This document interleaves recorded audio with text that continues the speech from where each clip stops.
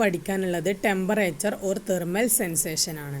Okay, നമുക്കറിയാം രണ്ട് type temperature sensation ഉണ്ട്, കോൾഡും ഹീറ്റും. ഓക്കെ, നേരത്തെ പറഞ്ഞ കാര്യം തന്നെയാണ്, കോൾഡും ഹീറ്റും. ഈ രണ്ട് ഡിസ്റ്റിങ്ക്റ്റ് സെൻസേഷൻസും റിസീവ് ചെയ്യുന്നത് രണ്ട് ഡിഫറെൻറ്റ് കൈൻഡ് ഓഫ് റിസപ്റ്റേഴ്സ് വഴിയാണ്. ഓക്കെ, രണ്ട് ഡിഫറെൻറ്റ് കൈൻഡ്സ് ഓഫ് റിസപ്റ്റേഴ്സ് വഴിയാണ് ഈ രണ്ട് ഡിസ്റ്റിങ്ക്റ്റ് സെൻസേഷൻസിനെ റിസീവ് ചെയ്യുന്നത്. പിന്നെ പറയുകയാണ് എന്നുണ്ടെങ്കിൽ നമ്മൾ അപ്പോൾ രണ്ടിനും ഡിസ്റ്റിങ്ക്റ്റ് ടൈപ്പ് എന്തുണ്ടെന്ന് പറഞ്ഞു, രണ്ട് ഡിഫറെൻറ്റ് കൈൻഡ് ഓഫ് റിസപ്റ്റേഴ്സ് ഉണ്ടെന്ന് പറഞ്ഞു. അപ്പോൾ കോൾഡ് സ്പോട്സും ഹോട്ട് സ്പോട്സും ആയിട്ട് രണ്ട് ഇതുണ്ട്, അതായത് തണുപ്പിൻ്റെയും ചൂടിൻ്റെയും രണ്ടായിട്ട് തന്നെ ഉണ്ട്. അപ്പോൾ അതിൽ തന്നെ കോൾഡ് സ്പോട്സാണ് കൂടുതലുള്ളത്, more numerous than hot spots. Hot സ്പോട്സിനെ വെച്ച് നോക്കുമ്പോൾ കോൾഡ് സ്പോട്സാണ് കൂടുതലായിട്ട്, അതിനുള്ള സ്ഥലങ്ങളാണ്, ഈ റിസപ്റ്റേഴ്സിൻ്റെ സ്പേസാണ് കൂടുതലായിട്ട് ഉള്ളത് എന്നാണ് പറയുന്നത്. ഓക്കെ, ഇനി റിസപ്റ്റേഴ്സിനെ കുറിച്ച് പറയുമ്പോൾ കാലോ റിസപ്റ്റേഴ്സ് എന്ന് പറയുന്നത് റഫിനിസ് എൻഡ് ഓർഗനാണ്. ഫ്രിഡിഗോ റിസപ്റ്റേഴ്സ് അതായത് ക്രോസസ് എൻഡ് ബൾബാണ്. ഓക്കെ, റഫിനി എൻഡ് ഓർഗൻ എന്ന് പറയുന്നത്, അതായത് ഇപ്പോൾ നമ്മൾ പറഞ്ഞ കാലോ റിസപ്റ്റേഴ്സ് ഈ പിക്ചറിൽ കൊടുത്തിരിക്കുന്നതാണ്. റഫിനി കോർപ്പസ്കിൾ എന്ന് പറഞ്ഞിട്ട് കൊടുത്തിട്ടുണ്ട്.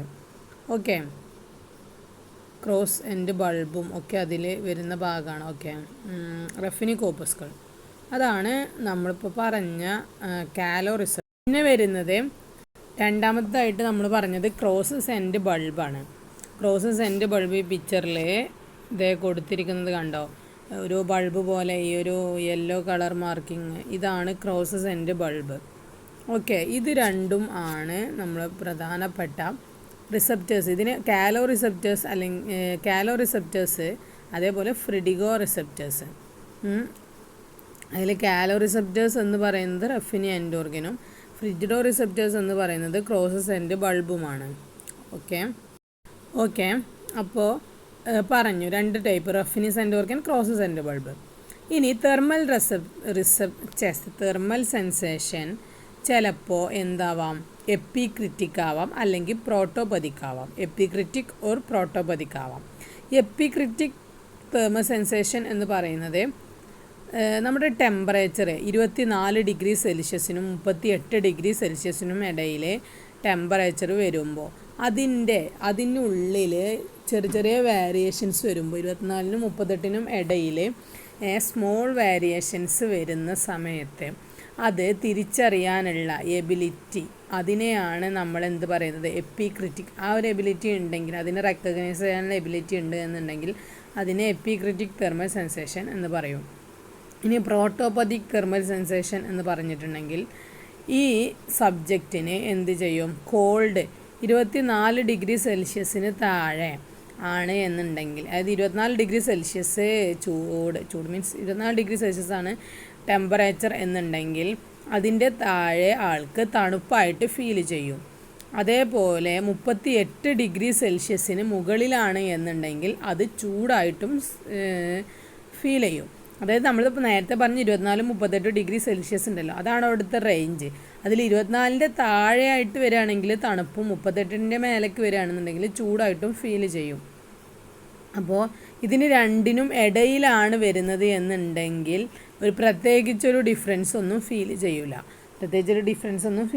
ഇതിനാണ് പ്രോട്ടോപതിക് പറയുക. എപ്പിക്രിറ്റിക് ആണെന്നുണ്ടെങ്കിൽ ഈ 24ൻ്റെയും 38ൻ്റെയും ഇടയിൽ വരുന്ന ചെറിയ വേരിയേഷൻസ് വരെ മനസ്സിലാക്കാൻ പറ്റും എന്നാണ് പറഞ്ഞത്. ഓക്കെ, ഇനി ടെമ്പറേച്ചർ സെൻസേഷൻ്റെ പാത്വേ ഏതാണെന്ന് നോക്കാം. ഈ ടെമ്പറേച്ചർ സെൻസേഷൻ്റെ പാത്വേ എന്ന് പറയുന്നത് ആൻറ്റീരിയോ ലാറ്ററൽ സിസ്റ്റം തന്നെയാണ്. നമ്മൾ നേരത്തെ പറഞ്ഞ ക്രൂഡ് സെൻസേഷൻ, ക്രൂഡ് സെൻസേഷൻ്റെ പാത്വേ പറഞ്ഞത് ഓർമ്മയുണ്ടാവും.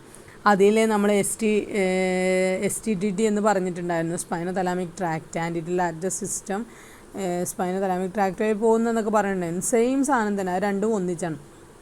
ക്രൂഡ് ടച്ചും നമ്മുടെ തെർമൽ സെൻസേഷനും ഒരുമിച്ചാണ് പോകുന്നത്. അപ്പോൾ അവിടെ വേറെ ഡിഫറൻസ് ഒന്നുമില്ല. അപ്പോൾ ആ പാത്വേ നിങ്ങൾ നേരത്തെ പഠിച്ച ക്രൂഡ് ടച്ചിൻ്റെ സെയിം പാത്വേ തന്നെയാണ് ടെമ്പറേച്ചർ സെൻസേഷൻ്റെ പാത്വേ എന്ന് നിങ്ങൾ മനസ്സിലാക്കാം.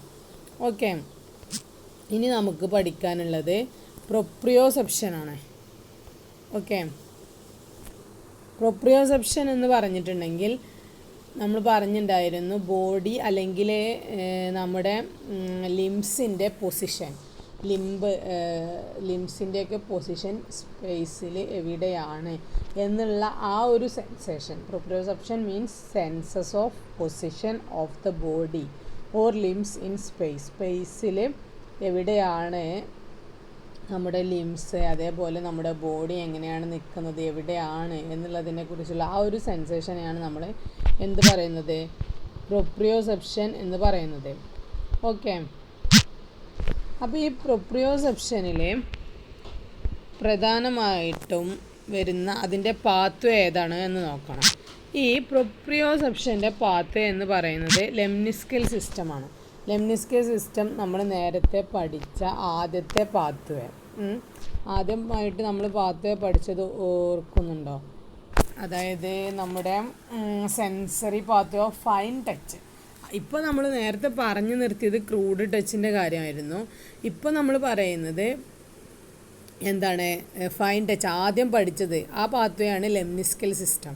ഈ സെയിം ലെംനിസ്കൽ സിസ്റ്റം, അതായത് ഒന്നും മാറ്റമൊന്നും വരുന്നില്ല, ഡോർസൽ റൂട്ട് ഗാംഗ്ലിയോണിൽ നിന്ന് തുടങ്ങി എന്താ പറയുക സെയിം DCN വഴി പോകുന്ന പോൺസ് മെഡുല ആ ഭാഗങ്ങളിലൊക്കെ കടന്നു പോകുന്ന നേരത്തെ പറഞ്ഞ ഫൈൻ പാത്വേ തന്നെയാണ് ഇവിടെയും വരുന്നത്. അപ്പോൾ നിങ്ങൾ ഇതിന് രണ്ടിനും ഒരു ഇതായിട്ട് പഠിച്ചാൽ മതി. അതായത് ടെമ്പറേച്ചറിൽ നിങ്ങൾക്ക് വരുന്നത് ആൻറ്റീരിയോ ലാറ്ററൽ, അതായത് ക്രൂഡ് ടച്ചിൻ്റെ പാത്വേ ആണ്. പ്രൊപ്രിയോസെപ്ഷനിൽ നിങ്ങൾക്ക് വരുന്നത് എന്തിൻ്റെ പാത്വേ ആണ്? ഇപ്പോൾ നമ്മൾ പറഞ്ഞു നിർത്തിയ പാത്വേ നേരത്തെ പറഞ്ഞിരുന്നത് ലെംനിസ്കൽ സിസ്റ്റത്തിൻ്റെ, അതായത് ഫൈൻ ടച്ചിൻ്റെ സെയിം പാത്വേ തന്നെയാണ്. അതുകൊണ്ട് ആ പാത്വേയിൽ ഇനി വേറെ ഒന്നും പറയാനില്ല. അപ്പോൾ അത് നിങ്ങൾ അവിടെ ഉള്ള അത് തന്നെയാണ് ഇവിടെയും എന്ന് മനസ്സിലാക്കുക. അപ്പോൾ രണ്ടിനും കൂടെ ഒറ്റ പാത്വേ ആയിട്ട് പഠിച്ചാൽ മതി. ഇനി പാത്വേ ഓഫ് വൈബ്രേഷൻ. ഈ പാത്വേ ഓഫ് വൈബ്രേഷനും സെയിം തന്നെയാണ്. നമ്മുടെ ശരീരത്തിൽ എന്തെങ്കിലും വൈബ്രേഷനോ കാര്യങ്ങളൊക്കെ ഉണ്ടാവുകയാണ് എന്നുണ്ടെങ്കിൽ അത് മനസ്സിലാക്കാനുള്ള പാത്വേ ആണല്ലോ പാത്വേ ഓഫ് വൈബ്രേഷൻ. ഈ വൈബ്രേഷൻ്റെ പാത്വേയും ലെംനിസ്കൽ സിസ്റ്റം തന്നെയാണ്. അപ്പോൾ മൂന്നെണ്ണത്തിന് സെയിം പാത്വേ ഉണ്ട്.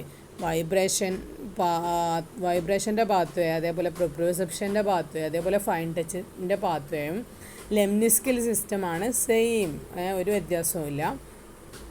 അതേപോലെ ക്രൂഡ് ടച്ചിൻ്റെ പാത്വേ ആയിട്ടുള്ള ആൻറ്റീരിയോ ലാറ്ററൽ സിസ്റ്റം തന്നെയാണ് ആർക്കുള്ളത്, നമ്മുടെ ടെമ്പറേച്ചറിന് വരുന്ന പാത്വേ. അപ്പോൾ അതിലും ഒരു വ്യത്യാസവുമില്ല. അപ്പോൾ നിങ്ങൾ അത് അങ്ങനെ തന്നെ പഠിക്കുക.